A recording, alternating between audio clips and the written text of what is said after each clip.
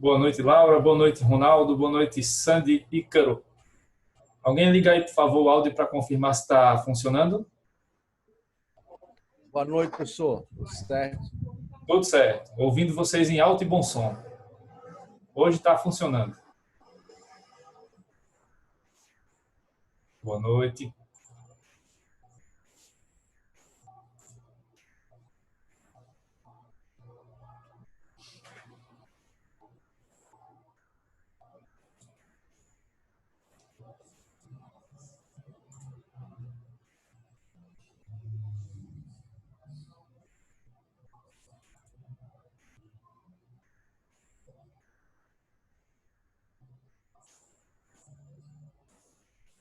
Boa noite, professor.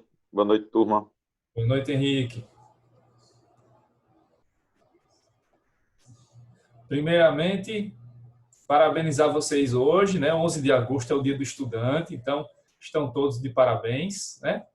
Somos todos guerreiros, vocês também, porque estamos aqui mesmo nessa pandemia, com todos os obstáculos possíveis e imagináveis, estamos aqui tendo nossas aulas, fazendo todo esforço para, no meu caso, passar o conteúdo e vocês, no caso de vocês, para aprender, né, para absorver o conteúdo. Então, estamos todos de parabéns. Eu também, né, porque o professor também estuda, nós somos estudantes eternos, porque estamos sempre estudando para a gente se aperfeiçoar.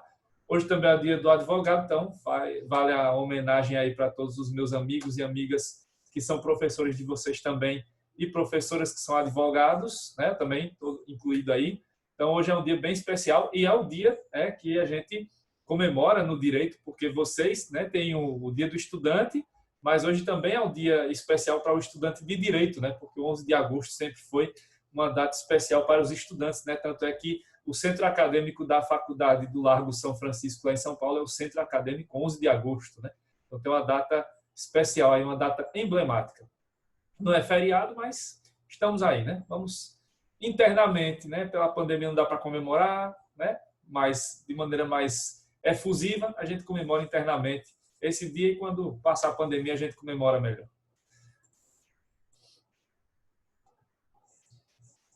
Então, deixa eu começar aqui nossos assuntos. Vou começar já falando, porque é o dia do estudante, né? Eu já trouxe logo um presente para vocês aqui, maravilhoso. Uma atividade para vocês fazerem, né? A primeira atividade aí de direito do consumidor, certo? Deixa eu explicar aqui para vocês como é que ela vai funcionar.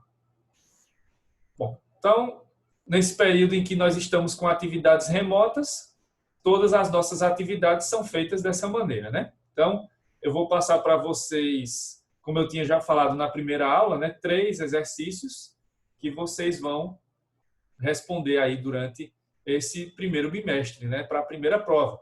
São atividades valendo ponto, né, valendo 1 ponto cada, e aí a primeira atividade é essa. E aí eu sempre vou passando as atividades para que vocês façam calmamente, tranquilamente aí nas suas casas, e aí vocês me entregam na próxima terça-feira. Como vai ser a entrega? Pelo meu e-mail, né, o joseclaudemir@gmail.com, que eu vou colocar aqui no chat, está lá nos slides também, né? Mas também vou colocar por aqui. Então, vocês podem mandar para esse e-mail, certo? Os trabalhos, as respostas, né, desse exercício, e podem mandar também lá pelo e-mail funcional da faculdade, né? Que eu vi que até eles criaram agora um campo diferente para a gente já localizar diretamente as atividades de vocês. Então, vocês têm as 2 opções. Eu, particularmente, prefiro até o meu próprio e-mail, porque eu tenho como controlar tudo direitinho, tenho como guardar tudo lá certinho e não tem limite de espaço, né? Porque alguns professores reclamaram que no semestre passado, em turmas maiores, recebiam os trabalhos e acabava topando lá a caixa de entrada, e muita gente mandava o e-mail e voltava, né? Então é mais seguro mandar até para esse meu do Gmail, porque tem espaço suficiente aí para receber os trabalhos de todo mundo. E aí como é que funciona esse exercício? Bom, o exercício ele vai ter aqui, como vocês já estão vendo aí na tela, 4 questões. As questões 1 e 2 são questões de marca X, certo? A primeira questão é do exame de ordem, do exame da OAB. A segunda foi do concurso que aconteceu antes da pandemia ter todo esse problema, né? Foi logo no comecinho do ano para promotor de justiça lá do Ceará. E aí tem a terceira questão aqui e a quarta, né? Então, o exercício ele tem 2 questões fechadas e 2 questões abertas, mas as questões fechadas não é só para marcar o X. Observe aí que tem um negrito, justifique a afirmativa marcada como correta. Então, nessas questões 1 e 2, vocês vão marcar a alternativa que vocês encontrarem como a correta e vão comentar, justificar por que essa alternativa está certa. Agora, essa justificativa eu não quero que vocês façam só usando, por exemplo, se for o caso, um artigo da lei. Ah, é assim porque o artigo tal da lei tal diz assim. Não. Por quê? Eu quero que vocês exercitem o poder de argumentação. E numa prova aberta que vocês vão fazer em breve, de um concurso ou até do exame da OAB, vocês não vão poder colocar como justificativa para uma resposta de uma questão aberta, ah, é assim porque a lei determina. Então, vocês têm que argumentar melhor, têm que argumentar mais. Pode usar, claro, a justificativa da lei, beleza, mas tem que fazer a justificativa com as suas palavras.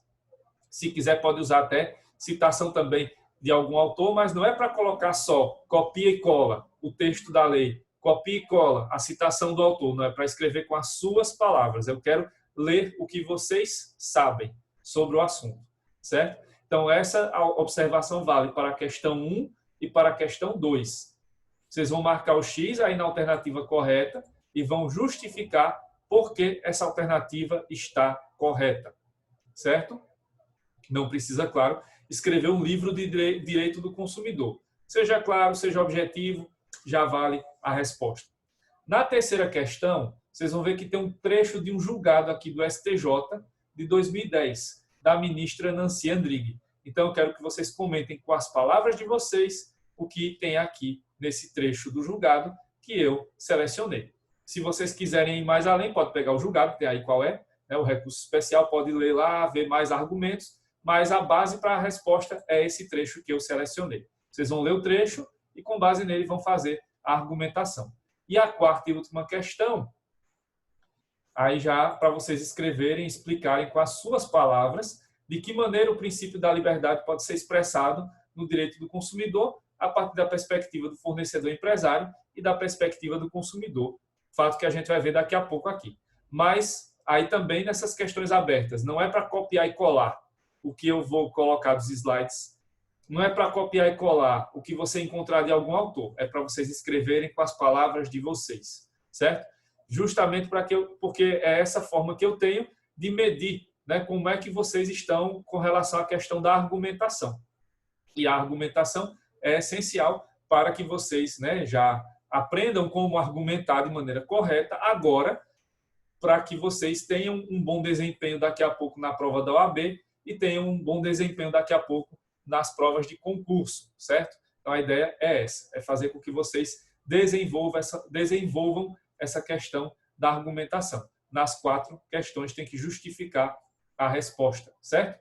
Se tiver tudo certinho, vai valer 1 ponto. Claro, pode valer meio ponto, pode valer 0, mas o limite aqui é 1 ponto, tá? Eu vou deixar esse arquivo disponível amanhã, logo cedo, eu já deixo disponível. E aí vocês estão vendo aí que o prazo é até a próxima terça. Então, sempre eu deixo aqui o exercício hoje para que vocês façam e entreguem na semana que vem, na terça-feira da semana que vem. Aí até que horas? Bom, se estamos online, né? Então vale até a meia-noite do dia 18, né? Então não precisa ser na hora da aula, pode ser até depois da aula. Você pode deixar lá no e-mail essa entrega. Só não pode ser depois. O prazo final é dia 18. Pode entregar antes? Pode. Só não pode depois. Tá certo? Então, esse aí é o primeiro exercício. Como vocês já sabem, a atividade é facultativa, né? A prova vale de 0 a 10 normal. Então, se você puder, se você quiser, você faz aí a atividade, manda para mim e aí eu corrijo. E antes da prova, espero conseguir aí já passar a prévia, né? Dizer, ó, quantos pontos você já tem aí das atividades. Beleza? Tá certo? Alguma dúvida aí sobre o exercício? Tudo certinho?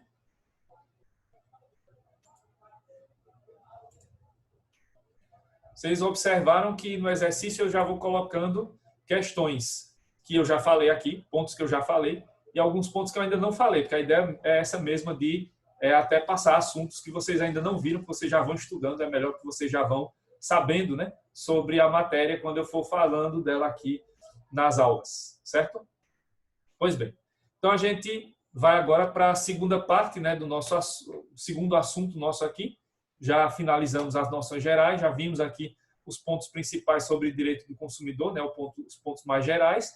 Agora a gente entra já numa análise mais específica, em que hoje a gente vai ver os princípios e os direitos básicos do consumidor, certo? Nessa análise de hoje, a gente vai ver pontos relacionados à Constituição, porque, como vocês já estão percebendo, o direito do consumidor tem uma ligação muito próxima com o direito constitucional, com a Constituição. Então, a gente vai começar a ver aqui os princípios constitucionais que se aplicam ao direito do consumidor. Depois, vamos ver os princípios que existem no Código de Defesa do Consumidor e finalizamos vendo os direitos básicos que estão lá no CDC, certo? Então, começando aí pelos princípios constitucionais de proteção ao consumidor. O primeiro deles, né, princípio básico, fundamental de todo e qualquer direito, é o da dignidade da pessoa humana, então ele não poderia ficar de fora. Então, o primeiro princípio que a gente analisa é o princípio da dignidade da pessoa humana, que está no artigo 1º, inciso 3º da Constituição Federal. Como vocês já aprenderam em direito constitucional, provavelmente em Constitucional 2, né, o princípio da dignidade da pessoa humana é um princípio base, é o princípio que serve como fundamento para todo e qualquer direito fundamental. Vocês já superaram essa questão, se é direito fundamental, se é princípio. A dignidade no Brasil é vista como um princípio e como um princípio que serve para base, né, fundamento de todos os direitos fundamentais, todos os direitos básicos, todos os direitos humanos. Então, a dignidade da pessoa humana, como está aí no slide, é o princípio fundamental aplicável a todos os direitos fundamentais e direitos humanos. E não podemos esquecer, isso aí eu já falei na aula passada, que o direito do consumidor é um direito fundamental, né? O fato de que o direito do consumidor está lá garantido no artigo 5º da Constituição coloca, né, esse direito como um dos nossos direitos fundamentais. Então, se a dignidade da pessoa humana ela funciona como princípio base de todo e qualquer direito fundamental ou direito humano, então ela também serve de base para o direito do consumidor, certo? Isso aí não tem dúvida quanto a essa questão. Agora, de que maneira isso se manifesta especificamente no direito do consumidor? Porque tem várias maneiras de que a gente possa identificar, analisando direitos fundamentais, os mais variados direitos fundamentais, a gente tem várias formas de manifestação da dignidade da pessoa humana. E de que maneira esse princípio se manifesta aqui no direito do consumidor? Bom, aí a doutrina de direito constitucional e de direito do consumidor coloca, né, a análise da dignidade da pessoa humana relacionada ao mínimo vital ou mínimo essencial, né, para a garantia de um direito. Em relação ao direito do consumidor, o que seria, então, o mínimo existencial, né, o mínimo essencial, o mínimo vital, para que se garanta o direito do consumidor? Bom, aí a doutrina aqui coloca duas situações, né? Primeiro, a garantia por meio dos direitos sociais. Então, o direito do consumidor só vai ter a sua garantia do seu mínimo existencial, do seu mínimo vital, o essencial para poder ser considerado um direito fundamental, um direito humano, se houver, em contrapartida, naquela sociedade, a garantia dos direitos sociais, dos mais variados, né? Saúde, educação, né? Cultura, lazer, transporte, moradia, né? Entre outros tantos, né? Direitos trabalhistas. Tudo isso influencia na garantia básica do direito do consumidor. Estamos vendo agora como isso aparece claramente nas nossas vidas, né? Porque todo o problema que estamos sentindo do ponto de vista econômico e que nos afeta também como consumidores durante essa pandemia é causado justamente pelo descompasso aí que acontece em relação à saúde, né? Se o direito à saúde não é garantido, não é protegido, os outros direitos sociais e os outros direitos fundamentais também terão problemas, né? Por isso que a gente vive essa situação de que não saímos dessa pandemia. né? E isso afeta o direito do consumidor, claro que afeta, né? Porque com o comércio parado, né? Com pouco dinheiro circulando, né? E com a consequente necessidade de você comprar mais pela internet, porque muita coisa já não tem mais no comércio presencial, né? Então isso muda completamente as relações de consumo. Então, para que você garanta o direito do consumidor, é preciso garantir os direitos sociais. E uma alteração na garantia desses direitos sociais altera também a forma como você vai garantir o seu direito do consumidor. Os direitos fundamentais estão todos interrelacionados, né? Vocês aprenderam isso desde o segundo período comigo e depois na sequência. Isso aparece também aqui, certo? E outra forma, né? O que complementa aí essa garantia do direito do consumidor, da dignidade, né, do consumidor, é a garantia do direito ao meio ambiente. Um meio ambiente ecologicamente equilibrado é essencial para que você garanta um bom direito do consumidor. O que é que meio ambiente tem a ver com o consumidor? Claro que tem, né? É outra questão fundamental que aparece agora, né? Já não de hoje, mas há muitos anos. A questão da sustentabilidade, né? Do consumo sustentável. Já há décadas, os cientistas têm dito, né, que se continuarmos com os nossos padrões de consumismo atuais, não vai haver planeta que segure, né? Tem até um cálculo que é a questão de quantos planetas Terra são necessários para aguentar o nosso consumo, né? E essa parcial, né, ela vai ficando cada vez mais, vai chegando, né, a completar o planeta Terra, né, de consumo, cada vez mais cedo. Era em agosto, né? Agora já vai chegando a julho. Daqui a pouco a gente vai ter que gastar os recursos equivalentes a, sei lá, a produção de 3 anos para poder nos manter consumindo nesse padrão de 1 ano.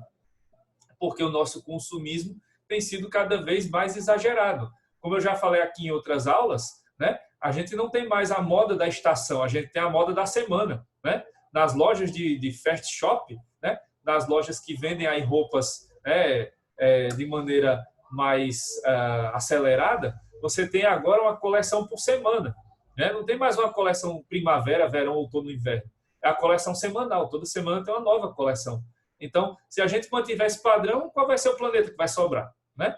Aí vem a questão também da degradação do meio ambiente, do uso excessivo de plástico, entre outras questões. Então, a sustentabilidade hoje é essencial para que se garanta um direito do consumidor também de maneira equilibrada, né? Então, a dignidade da pessoa humana aparece justamente na garantia desses direitos. De um lado, os direitos sociais em si, né? Aqueles que estão lá no artigo 6º da Constituição, e, de outro lado, a garantia do meio ambiente. Se você tem tudo isso garantido, você vai ter um mínimo essencial ou um mínimo existencial do direito do consumidor de maneira satisfatória para todos, né? Sem tantos problemas de desigualdade, certo? Então, tudo isso faz parte aí da garantia ampla do direito do consumidor. E essas questões aparecem, sim, no direito do consumidor. Elas têm implicações claras no nosso direito do consumidor, já que todos os direitos fundamentais estão interligados, certo? Então, esse é o nosso primeiro princípio constitucional que incide aqui no direito do consumidor, o princípio da dignidade da pessoa humana. Tudo certo até agora? Tudo tranquilo? Alguma dúvida? Beleza?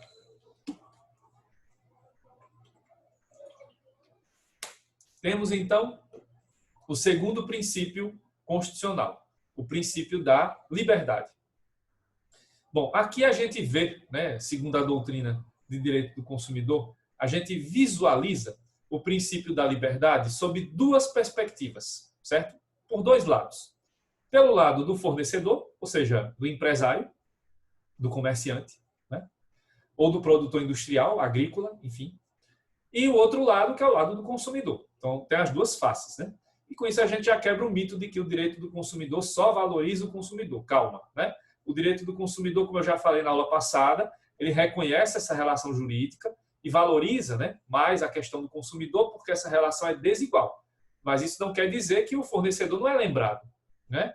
O outro lado da relação jurídica também é lembrado. Então, isso aparece claramente aqui, quando falamos do princípio da liberdade. Então, do ponto de vista do fornecedor, do ponto de vista do comerciante, do fabricante, do produtor industrial, do produtor agrícola, né? Como é que funciona esse princípio da liberdade? Bom, o princípio da liberdade, do ponto de vista, da perspectiva do fornecedor, ele aparece ligado ao livre direito de empreender e ao direito de escolher correr o risco do empreendimento. Isso aí tem base em dois dispositivos da Constituição. O artigo 1º, inciso 4º, que estabelece lá a livre iniciativa, e o artigo 170, que reforça, né, a questão da livre iniciativa com a questão da ordem econômica e social. Então, no Brasil, o princípio da liberdade ele tem como base a questão da livre iniciativa, ou seja, do livre direito de empreender. O Brasil é um país capitalista e, como tal, a Constituição de 88 deixou bem claro que um dos princípios fundamentais da economia brasileira é a livre iniciativa. Então, você tem liberdade de escolha para você poder optar por qual vai ser o seu ramo de negócio. Qual é o tipo de loja que você quer abrir, né? Qual é o tipo de indústria que você quer abrir? Ou qual o tipo de colheita, né? O tipo de plantação que você vai fazer lá na sua fazenda, no seu sítio. Você está livre para escolher, claro, desde que esse ramo de negócio seja protegido pela lei, né? Ou seja, não seja proibido, né? Seja permitido, ou que não seja proibido pela lei. Claro que aqui a liberdade de escolha, a liberdade de iniciativa, não pode levar em consideração ramos de negócio que podem até existir, e existem, a gente sabe, mas que não são protegidos pela lei, são crime, né? Claro que aqui na livre iniciativa você não pode criar um serviço de delivery para entregar drogas, né? Ele pode até existir, mas ele não vai ser considerado aí como livre iniciativa, porque é crime, né? Traficar drogas é crime. Também não pode se criar, né, um serviço em que você vai estabelecer cotação de vidas, né? Aí vai ter lá uma tabela, né, no estabelecimento que vai ser criado, em que vai ter lá valores, né? Vale tantos mil reais a vida de um juiz, tantos mil reais a vida de um político, tantos mil reais a vida de um empresário. Isso é pistolagem, né? Isso é crime. Você está aí agenciando pessoas para praticar homicídio. Então, esse tipo de negócio não dá certo, não tem como ser protegido aqui por essa questão da livre iniciativa. Da mesma forma, se uma pessoa vai criar uma agência, né, para prostitutas ou prostitutos, né? Então, nesse caso, ele vai praticar o crime do rufianismo, né? Então, a prostituição no Brasil ela não é proibida se a pessoa, né, é autônoma, mas ela é proibida para o caso de uma pessoa que vai ser o cafetão ou cafetina que vai agenciar aquelas pessoas para ganhar dinheiro com a atividade delas. Então, nesse caso, vai ser também uma atividade que não vai estar coberta por essa questão da livre iniciativa, lógico, né? Então, aqui, qualquer atividade que não seja proibida ou que seja garantida, permitida, tranquilo, só não pode entrar nessas vias aí da proibição, porque aí você não vai estar empreendendo, você vai estar praticando crimes, né? Ô, professor. Oi. No caso, ser cafetão ou cafetina é crime no Brasil. Isso. Esses bares que tem pelo Brasil, que dentro dos restaurantes, dos bares, existe aquelas mulheres se prostituindo. Esses bares podem ser vistos como locais de agenciamento? Pode, né? Dependendo da natureza desse tipo de situação, sim, sim, né?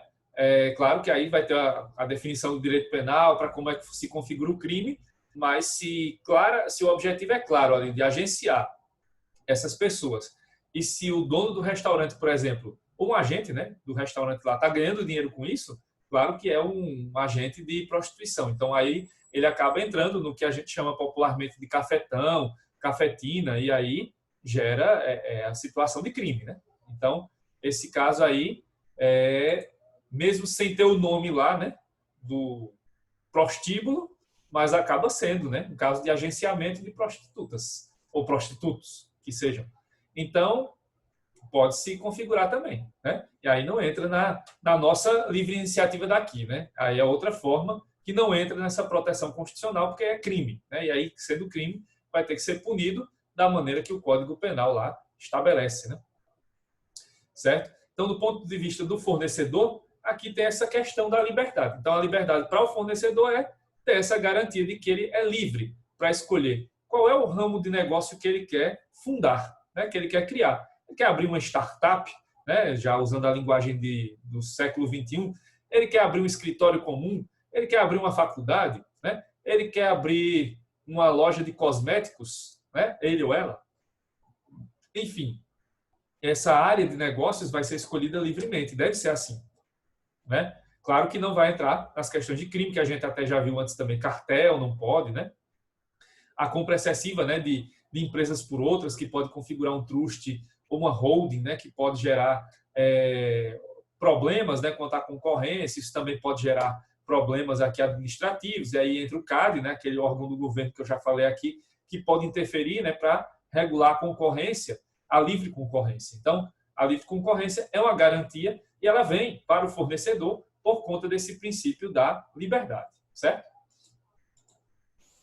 Já em relação ao consumidor, né, a nós consumidores, o princípio da liberdade é garantido, né, e é ligado ao livre direito de escolha dos produtos, dos serviços que estão ali disponíveis no mercado para que a gente escolha, né? Só que o Risato Nunes ressalta que essa liberdade de escolha não é tão livre assim, principalmente no caso brasileiro. Por quê?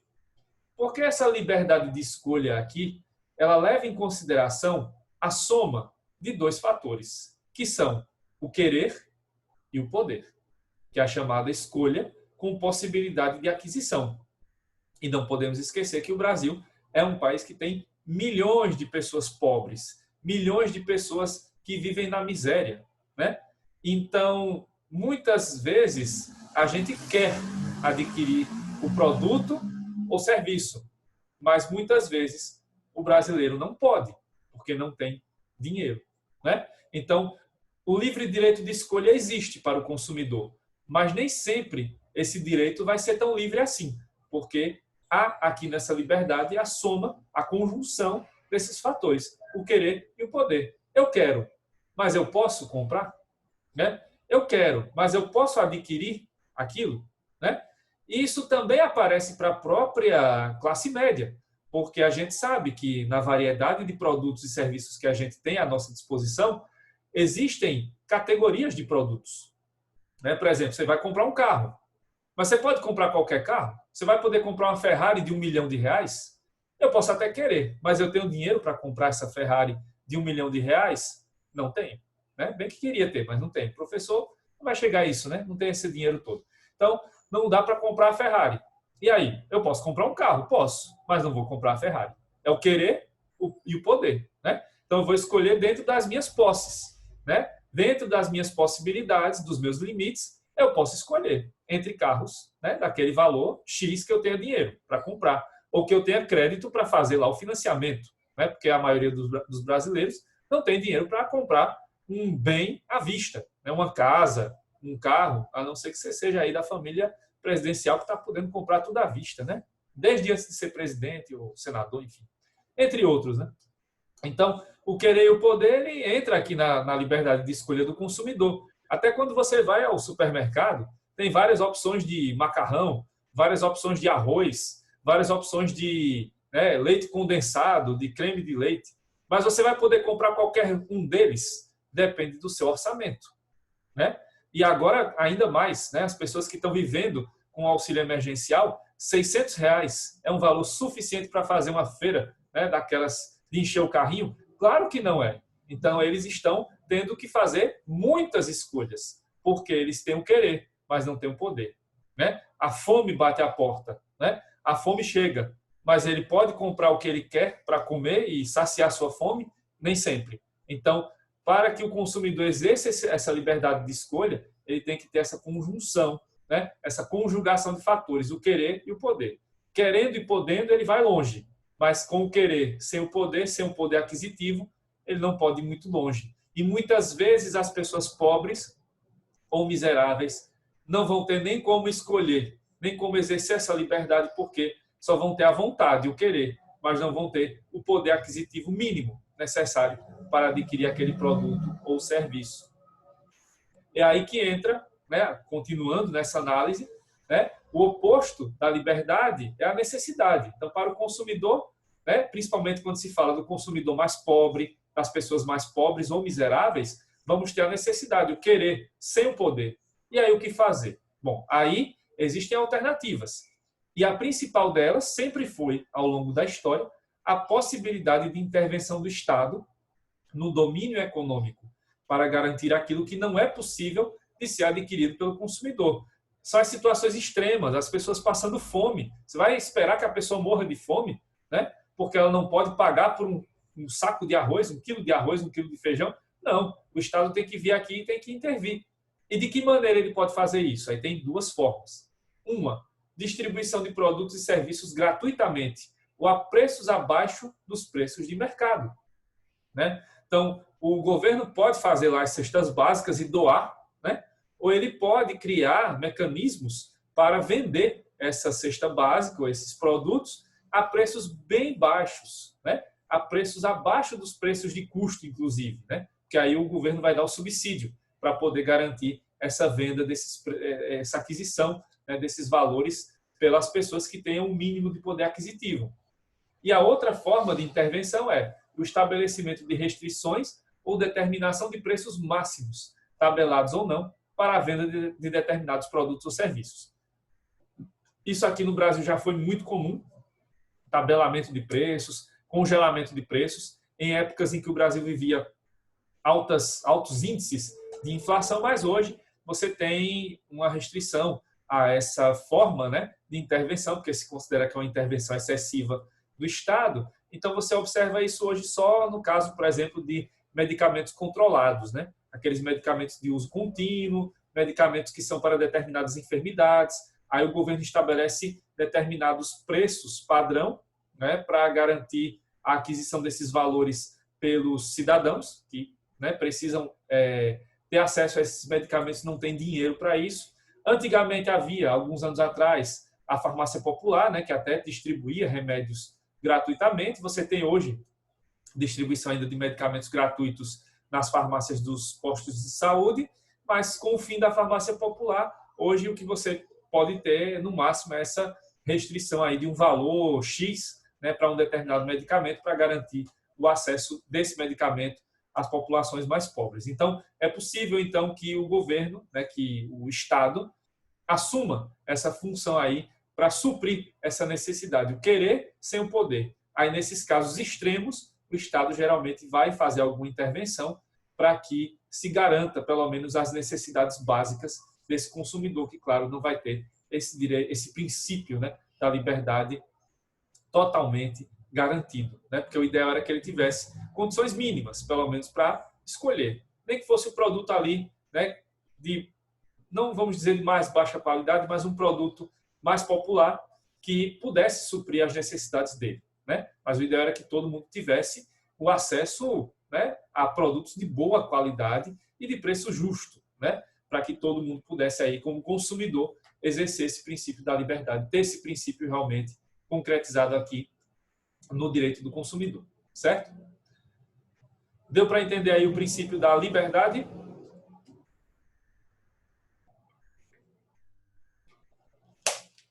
Beleza.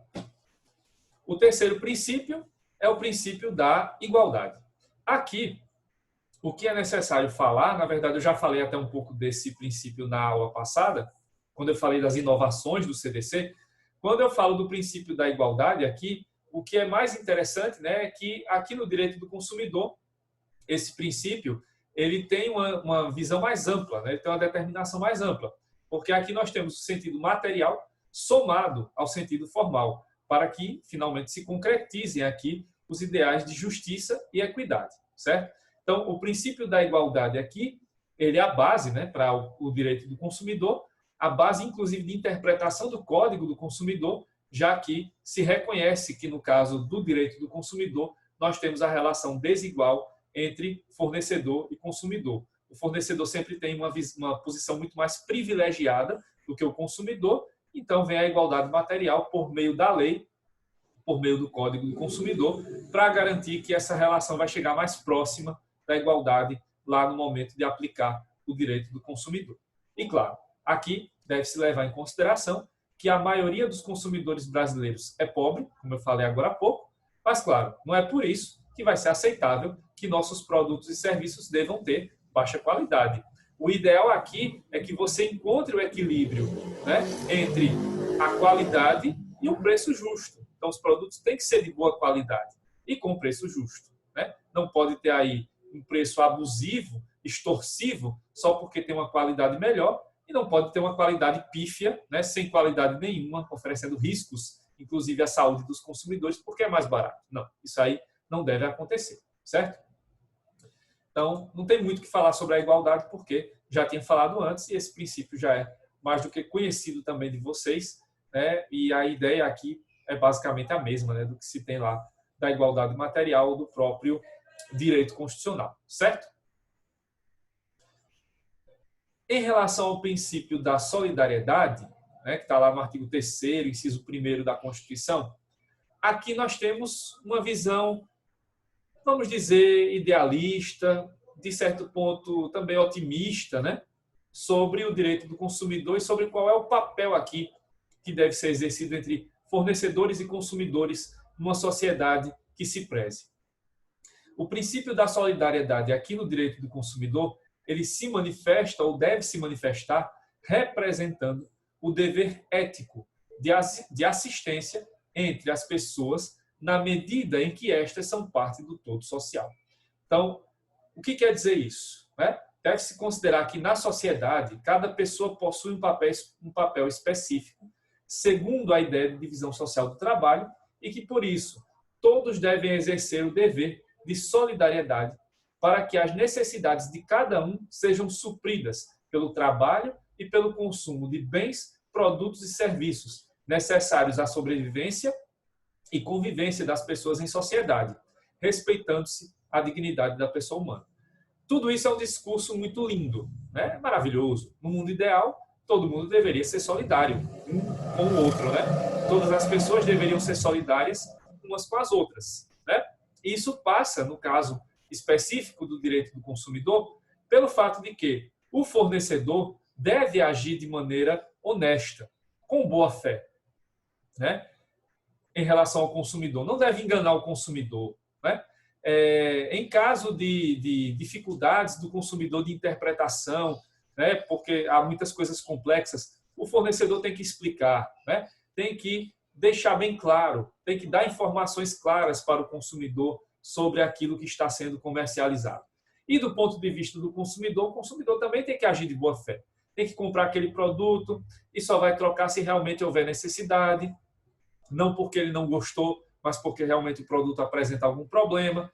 Se ele recebe lá o troco errado, né? Então vai lá, devolve o dinheiro. Então, são essas questões que tratam mais de questões éticas, questões morais, né? E não tanto questões jurídicas, porque o descumprimento do princípio da solidariedade, em regra, não gera grandes consequências, né? A não ser que esse descumprimento vá ocasionar outros descumprimentos de leis que possam gerar danos do ponto de vista civil ou crimes até do ponto de vista penal. Então aí há realmente uma consequência maior. Mas, em regra, né, essa questão da solidariedade não gera tantas consequências, o descumprimento dela. Na volta, daqui a pouco, eu venho para continuar essa explicação, tá? Falta menos de 1 minuto, vou aqui fazer a parada técnica. Até já.